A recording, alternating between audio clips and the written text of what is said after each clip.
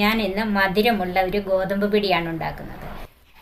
ഇതിനു വേണ്ടി ഞാൻ എടുത്തിരിക്കുന്നത് 250 ml കപ്പിന് 1 കപ്പ് ഗോതമ്പ് പൊടിയും അതിൻ്റെ കൂടെ 5 ടേബിൾ സ്പൂൺ ശർക്കര ചീകിയത്.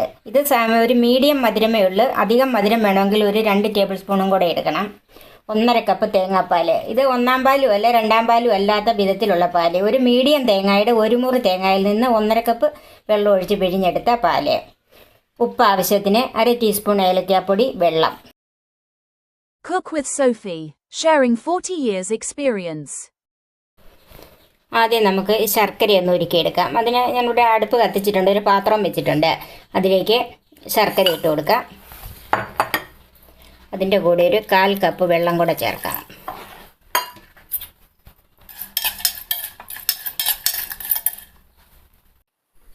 ഈ ശർക്കര ഉരുകി വരുമ്പോഴത്തേക്ക് നമുക്ക് ഈ ഗോതമ്പൊടി ഒന്ന് ചെറുതായിട്ട് വറുത്തെടുക്കണം. നന്നായിട്ട് നമ്മൾ പുട്ടിനൊക്കെ വറക്കുന്ന പോലെ വറക്കണ്ട. ഒരു ചെറു തീയിൽ വെച്ച് തന്നെ ഇതൊന്ന്, അതിൻ്റെ കളറ് മാറണ്ട, മണമൊന്നും മാറണ്ട, ഒന്ന് മൊരിഞ്ഞ് വന്നാൽ മതി. ഒരു 3 മിനിറ്റൊക്കെ ചെറു തീയിൽ വെച്ചൊന്ന് മൂപ്പിച്ചെടുത്താൽ മതി. തീ കൂട്ടി വെച്ച് കരിഞ്ഞു പോകരുത്.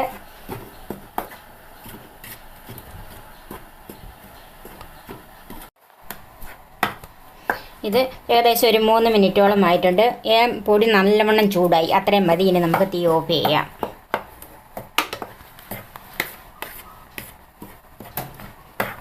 ഒരല്പസമയം കൂടെ ഈ പൊടിയൊന്ന് ഇളക്കി കൊടുക്കണം. പൊടി നമുക്കൊരു പാത്രത്തിലേക്ക് മാറ്റി വെക്കാം.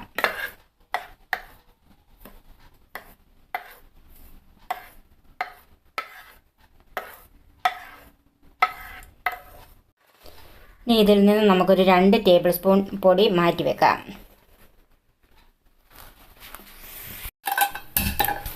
ഇനി നമുക്കിതിൽ ആവശ്യമുള്ള വെള്ളം ഒന്ന് തിളപ്പിച്ചെടുക്കാം. തിളച്ച വെള്ളത്തിലാണ് ഇത് കുഴച്ചെടുക്കുന്നത്.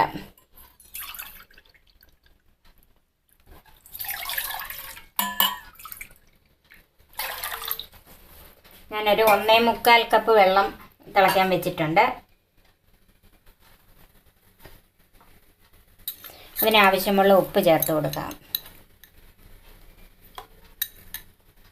ആദ്യം നമുക്ക് കുറച്ച് ഉപ്പിടാം. അത് തിളച്ച് വരുമ്പോൾ നോക്കിയിട്ട് വേണമെങ്കിൽ ഇട്ട് കൊടുക്കാം. വെള്ളം തിളയ്ക്കാറായി. അതിലേക്ക് നമുക്ക് ഒരു ടീസ്പൂൺ എണ്ണ ഒഴിച്ചു കൊടുക്കാം. ഞാനിവിടെ വെളിച്ചെണ്ണയാണ് ഒഴിച്ചിരിക്കുന്നത്. നമ്മൾ ചപ്പാത്തിക്കൊക്കെ കുഴയ്ക്കുമ്പോഴത്തേക്ക് അതിൻ്റെ അകത്തോട്ട് എണ്ണ ഒഴിക്കില്ല, അതുപോലെ തന്നെയുള്ളൂ. ഇത് അധികം ഒട്ടിപ്പിടിക്കാതെ ഇരിക്കാൻ വേണ്ടിയിട്ടാണ് എണ്ണ ഇതിനകത്ത് ഒഴിച്ചത്. ഇപ്പം വെള്ളം നന്നായിട്ട് തിളച്ചിട്ടുണ്ട്. തിളച്ച വെള്ളം നമുക്ക് കുറേശ്ശെ ഈ പൊടിയിലേക്ക് ഒഴിച്ച് ഒന്ന് കുഴച്ചെടുക്കാം. ഇത് ചപ്പാത്തിയേക്കാളും അല്പം കൂടെ അയവിൽ വേണം കുഴച്ചെടുക്കാനായിട്ട്. കുറേശ്ശെ വെള്ളം ഒഴിച്ച് കുഴയ്ക്കണം. ഒന്നിച്ച് വെള്ളം ഒഴിച്ചാൽ നമുക്കതിൻ്റെ പരുവം അറിയത്തില്ലല്ലോ, വെള്ളം കൂടിപ്പോയോ എങ്ങനെയാണെന്ന് അറിയത്തില്ലല്ലോ. പിന്നെ ഈ എല്ലാ ഗോതമ്പ് മാവിനും ഒരുപോലെയല്ല വെള്ളം വേണ്ടിയത്. പല ബ്രാൻഡിനും പലതരത്തിലുള്ള വെള്ളമാണ് വേണ്ടിയത്. പല അളവിലുള്ള വെള്ളം വേണം. ഇതല്പം വെള്ളം കൂടെ ഒഴിച്ച് കൊടുക്കാം.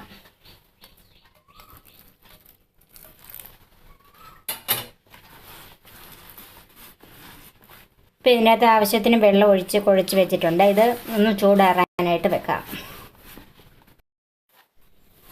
ഇനി നമുക്ക് ഇതൊന്ന് കൈകൊണ്ട് കുഴയ്ക്കാം. ഇപ്പോഴും ഇതിന് ചെറു ചൂടുണ്ട്. കൈകൊണ്ട് തന്നെ നന്നായിട്ടൊന്ന് കുഴച്ചെടുക്കണം. ചെറു ചൂട് തന്നെ കുഴയ്ക്കുന്നതാണ് നല്ലത്.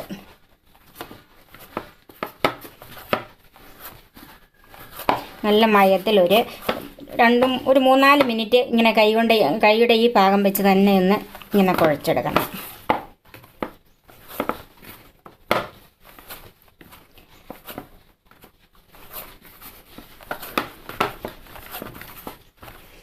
അങ്ങനെ കൈയുടെ ഇവിടം കൊണ്ട് കുഴച്ചെങ്കിലേ ഇതിന് ഒരു നല്ല മയം വരുള്ളൂ.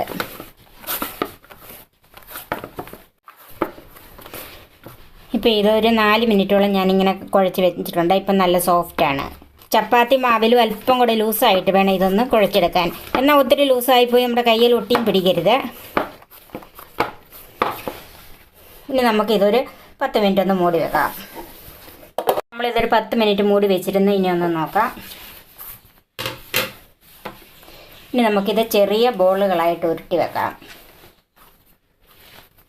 ഇതുപോലെ എടുത്ത് ഇത് കയ്യിൽ അങ്ങനെ ഒട്ടിപ്പിടിക്കുകയല്ല, ഒട്ടിപ്പിടിക്കുമെന്നുണ്ടെങ്കിൽ അല്പം എണ്ണ തൂത്ത് കൊടുക്കണം. ഇതുപോലെ ഒത്തിരി വലിയ ബോൾ വേണ്ട, ഇതുപോലെ ചെറുതായിട്ട് മതി. നമുക്കിത് മുഴുവൻ ഇങ്ങനെ ചെയ്യാം.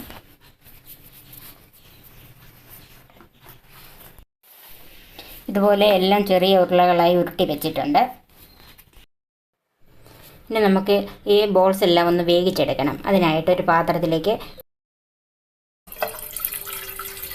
ഒരു 1.5 കപ്പ് വെള്ളം ഒഴിച്ചിട്ടുണ്ട്. വെള്ളം തിളയ്ക്കാൻ തുടങ്ങി. ഇനി നമുക്കതിലേക്ക് ഈ ബോൾസ് ഇട്ട് കൊടുക്കാം.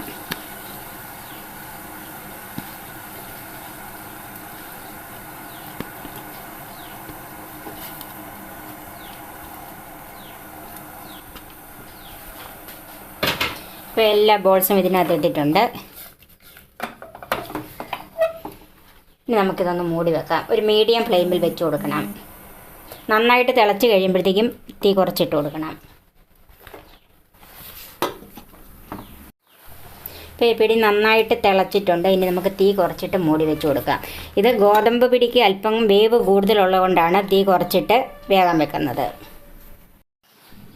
അപ്പോൾ ഇത് നന്നായിട്ട് തിളച്ച് കഴിഞ്ഞ് നമ്മൾ ചെറു തീയിലിട്ട് അടച്ച് വെച്ചിട്ട് 5 മിനിറ്റായി. ഇടയ്ക്ക് ഞാൻ 1-2 പ്രാവശ്യം ഒന്ന് തുറന്ന് നോക്കിയായിരുന്നു. ഇനി ഇത് വെന്തോന്നൊന്ന് നോക്കണം. ഒരു സ്പൂണിലെടുത്തിട്ട് കൈ കൊണ്ടൊന്ന് ഉടച്ച് നോക്കണം. ഇത് വെന്തിട്ടുണ്ട്, നന്നായിട്ട് പതുങ്ങി പോകുന്നുണ്ട്.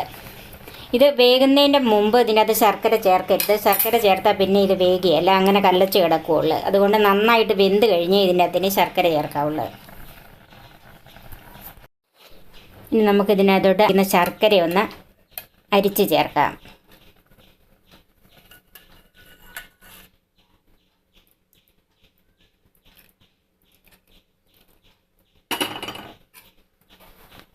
ശർക്കരയ്ക്കകത്ത് എന്തെങ്കിലും അഴുക്കൊക്കെ കാണും, അതുകൊണ്ടാണ് ഇത് അരിച്ച് ഒഴിക്കുന്നത്. ഇതിലേക്ക് നമുക്ക് ഏലക്കാപ്പൊടി ചേർക്കാം.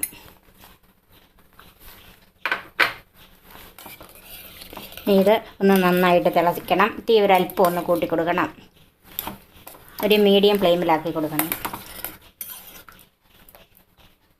ഇപ്പോൾ ശർക്കര ഒഴിച്ച് കഴിഞ്ഞ് നന്നായിട്ട് തിളച്ചിട്ടുണ്ട്. ഇനി നമ്മൾ എടുത്ത് വെച്ചിരിക്കുന്ന 2 ടേബിൾ സ്പൂൺ പൊടി നമ്മൾ എടുത്ത് വെച്ചിരുന്നല്ലോ വറുത്തപ്പോഴത്തേക്കും, അതിലേക്ക് ഒരു 3-4 ടേബിൾ സ്പൂൺ തേങ്ങാപ്പാൽ ചേർത്ത് കൊടുക്കാം.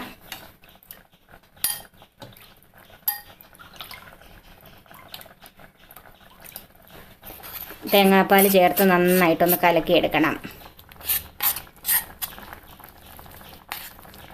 അല്പം കൂടെ തേങ്ങാപ്പാൽ ഒഴിച്ചു കൊടുക്കണം.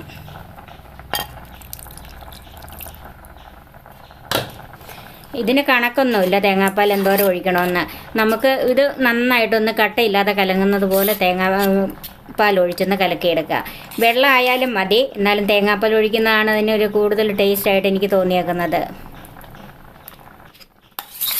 നന്നായിട്ട് ഈ ബോൾസൊക്കെ നന്നായിട്ട് വെന്തതിന് ശേഷമേ ഇങ്ങനെ ഈ പൊടിയൊക്കെ കലക്കി ഒഴിക്കാവുള്ളൂ, ഇല്ലെങ്കിൽ പിന്നെ അത് അടിയിൽ പിടിക്കും, വേഗിയല്ലാതെയൊക്കെ വരും. അപ്പോൾ ഇത് നന്നായിട്ട് കലങ്ങിയിട്ടുണ്ട്. ഇത് നമുക്ക് ആ ബോൾ കൂട്ടിലേക്ക് ഒഴിച്ചു കൊടുക്കാം.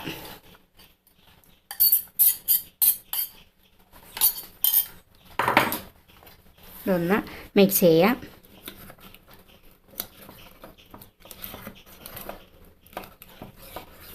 ഇനി തീ കുറച്ചിട്ട് കൊടുക്കണം. ഇത് ഈ പൊടിയും കൂടെ ചെന്നപ്പോൾ നന്നായിട്ട് കുറുകി വരും. അന്നേരത്തേക്ക് അടിക്ക് പിടിക്കാനുള്ള സാധ്യതയുണ്ട്.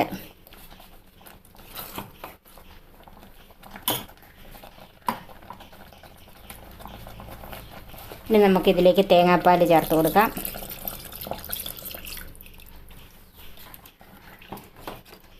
ഇനി ഇത് നന്നായിട്ടൊന്ന് ചൂടായാൽ മതി, തിളക്കണ്ട.